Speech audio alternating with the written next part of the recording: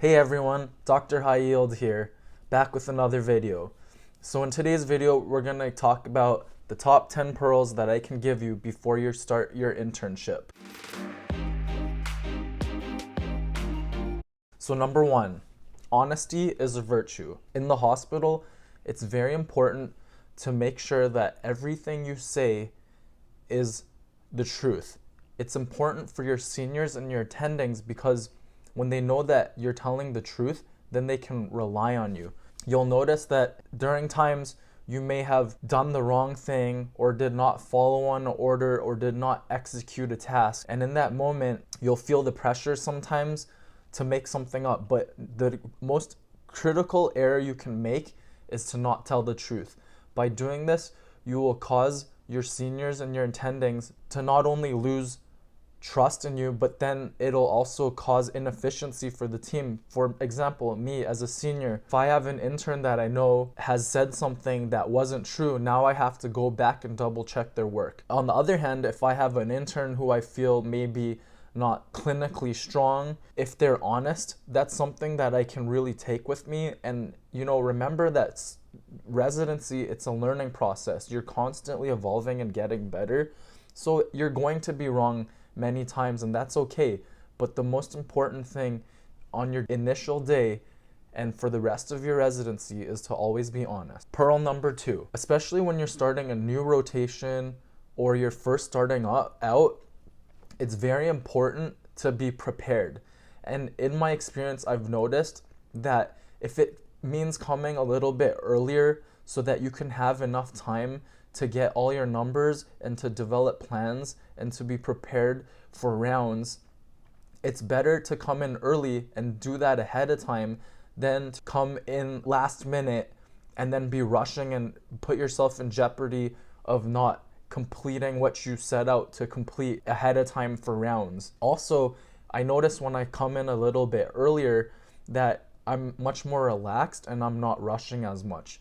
And then this doesn't always have to happen for the rest of your residency, because as you get more and more senior, you'll become more efficient and eventually you won't have to come in so early anymore. But my advice for you when you're first starting out is if you want to be prepared and rock solid for your rounds, if you need that extra time, then take it. Pearl number three, it's important.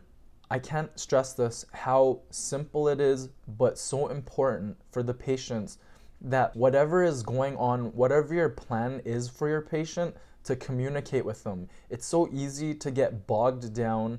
As an intern, you have a lot of tasks to do and you're always in a rush and you're feeling like you're not going to have enough time to complete everything. But taking that extra time to let your patient know that, hey, this is your diagnosis, or we don't know what your diagnosis is, and that's why we're taking you to a CT scan to do this. We would like to rule out this. We want to order these labs for reasons X, Y, Z.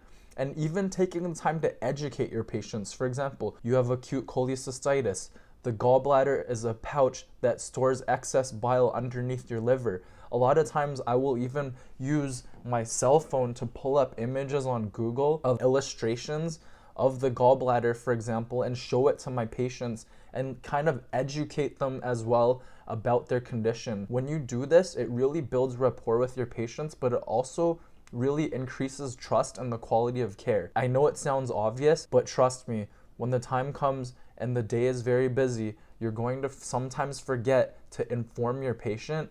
And I'm telling you, the more you keep your patient in the loop, the better of a resident you will be. Number four, efficiency. So as an intern, it's going to be hard to be efficient at first, but as you get more into your residency, you're gonna find ways to be able to execute the same tasks that took you 30 minutes to do when you first started, which would only take you 15 minutes later on. It's hard to become efficient in the beginning. A tip for becoming more efficient is to look at your senior residents, the ones that you think are on top of their game and doing things and getting home on time. It's helpful to ask them what their system is. How are they doing certain things and accomplishing so much in so little time? If you're finding that you're staying way later than you need to, you have to find out what it is that you may be doing differently that's taking you so long. Work smarter, not harder. Number 4.B is On top of efficiency, prioritization. It's so important throughout the day to find out what tasks need to be done first and which ones can wait later. For example, if you have certain orders to put in, usually the orders should go in first. Those checkboxes should be done first because that it affects the flow of the day. The other things that should be done early are talking to your consultants early throughout the day so that they can make their plans. And sometimes if it's even a surgical consult, that gives the consultant enough time to potentially plan the patient for surgery that day. If you aren't getting around to that checkbox until later in the day, then everything gets pushed back. So you need to learn to prioritize. Even with rounding, if you're worried about a patient, a sick patient, or a new patient you haven't seen, you want to see those first, and then the ones that you know are stable and you've known for a few days, you can see them afterwards. Try to avoid the urge to, do things in order of appearance of the boxes, but trying to think about how to triage your list, your checklist, and making sure that the early things happen first. The sign outs, the notes, all those things, those can happen later, but the orders and communication are most important. Pearl number 6, respect. Remember that whatever hospital you are in, you are representing your residency and you're representing your profession. So you want to make sure that you're respectful to all people, not only your patients, but all the members of the staff. And this helps you build your network within the hospital, and the better you work with your fellow colleagues, doesn't matter what specialty or role in the hospital they are in, the more alliances you build, the better and more efficient you can navigate the hospital, and not only that, the more fun you will have. Pearl number 7, use your nurses as a resource. What does that mean? All right, you finished, you graduated medical school, you have your medical degree, you know the intricacies of pathophysiology, you know all the mechanisms of action for pharmacology, and you can diagnose many different diseases and see constellations of symptoms that maybe the nurses can't. But in terms of transitioning from a medical student to a practicing resident physician, this is a whole new ball game, because now you're trying to practice what you've learned from the books. The books, there's going to be a lot of things you encounter in the hospital, different medications, brand names, NG tubes, chest tubes, all these different brands that will take time to get acquainted to because you don't learn about those in the textbooks and medical school. So what I mean by using your nurses as a resource is that especially the ones who have been on that particular unit or who have been used to that specialty of residency you are in, use their experience because they know their way around the hospital, where to find things. But not only that, they work with a lot of different attending physicians and residents throughout the years. And the majority of the cases, the bread and butter things happen often. So they've seen the patterns over and over again to recognize what is kind of the standard algorithm of how to treat a certain condition. I'm being very broad here, but a lot of times when I was a brand new intern, for example, like you could be like, oh, how does attending Dr. X usually deal with this situation? Or how do the other residents usually deal with this? My point is that just because the nurses don't necessarily know the same level of pathophysiology or pharmacology you do, they have seen the same things over and over again and have experience. Experience is something very valuable in the hospital, and that's something that you can use your nurses for as a resource. For example, they may know what the limits and capabilities are the floor of, like, can you use an amiodarone drip on this floor? Can you use a diltiazem drip? And they can tell you, yes, we do that on this floor. No, we don't do that on this floor. And over time, you'll learn the common things that happen on the floor, and that will help build and also help you acclimate to the common and standard practices of the hospital that you'll be working in. Pearl number 8, Epocrates. So in medical school, we don't really learn about doses that much. So in the hospital, when someone's in AFib with RVR,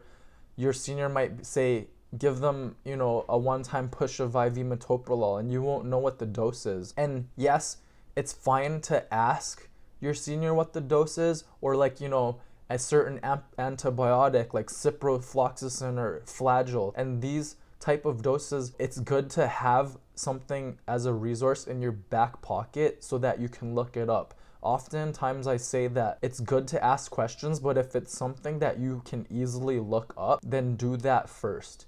And that will kind of not only help alleviate the burden of your seniors having to answer trivial questions that you can find on your own, but it's also good for you to be independent with that. But when I don't know a dose, for example, an antibiotic, I'll use Epocrates. Pearl number 9. Being in a residency, you gotta realize that this is a team-based thing. So you want to utilize your team. Your seniors are a great resource. So if there's anything you don't know or are unsure of, just communicate. This is very good because you should take this as kind of like a safety net. You're never really on your own. A true good senior should always be there for you to help you out with something that you're unsure of. So utilize them. Don't go, what we say as a slang in the hospital, don't go rogue and making decisions on your own about things that you are unsure of. Especially in the beginning months, you're not going to have that much autonomy in the beginning for that reason. And as time goes on and you build trust with your team members and your seniors, you will gain more autonomy. But in the beginning, definitely utilize your seniors as a resource. Pearl number 10, know when to call for help. Again, this is a team-based practice and your seniors are always there for you. At least they should be if you have good seniors. And you have to recognize things that are important to run up the chain. For example, hemodynamic instability. If the patient is hypotensive and tachycardic and you fear that this is different from their baseline, this is something you definitely want to run up to your senior to make sure that when you're very new in your residency, there may be things that you're missing. So you want to let your seniors know about that. Number 2 is desaturations. Anytime a patient becomes hypoxic and their sats are dropping, this is definitely something you want to run up the chain because it may mean that the patient may need higher level of care and may need to go to the ICU for possible intubation or more close respiratory monitoring. Other things to run up the chain are critical lab values. So if there's an acute drop in hemoglobin, for example, it was 11 and now it's 7, that's something that's quite significant. Usually anything greater than a 2-point drop is considered significant.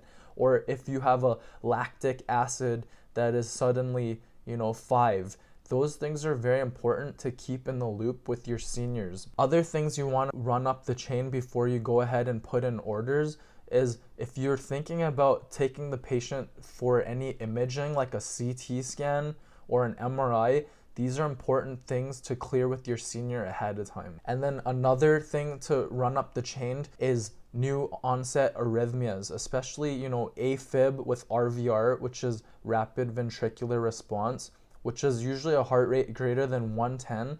If the patient doesn't have a history of AFib, for example, and now they have a new sustained arrhythmia, these are signs that the patient may be having a myocardial infarction or something is going wrong with their heart, and you should definitely let your senior know. Pearl number 11, bonus. Relating, kind of tying everything back to the beginning. When you're joining a residency as an intern, your seniors know that you're brand new, and we remember what it was like to be in your shoes.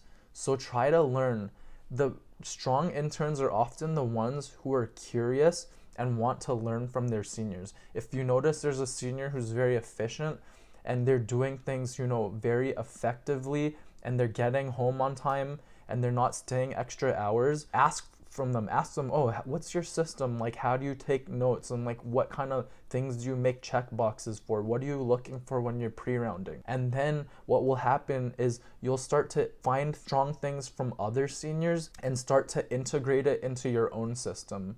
And then by then, you'll have your own system and you'll be an efficient senior as well. So I hope this is kind of a nice little overview about pearls to help get you into the right mindset to have a great residency experience. So thanks again for watching, and we'll see you in the next one.